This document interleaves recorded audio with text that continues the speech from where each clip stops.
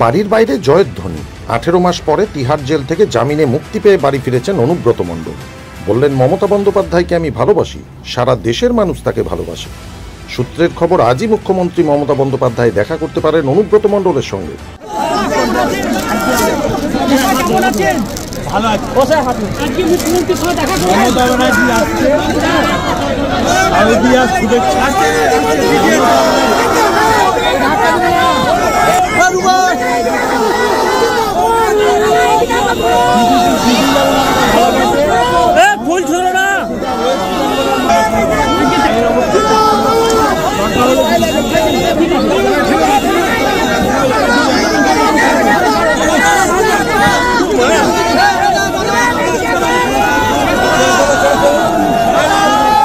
বাড়ির বাইরে জয়ধ্বনি।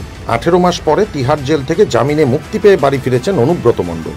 বললেন, মমতা বন্দ্যোপাধ্যায়কে আমি ভালোবাসি, সারা দেশের মানুষ তাকে ভালোবাসে। সূত্রের খবর, আজই মুখ্যমন্ত্রী মমতা বন্দ্যোপাধ্যায় দেখা করতে পারেন অনুব্রত মণ্ডলের সঙ্গে।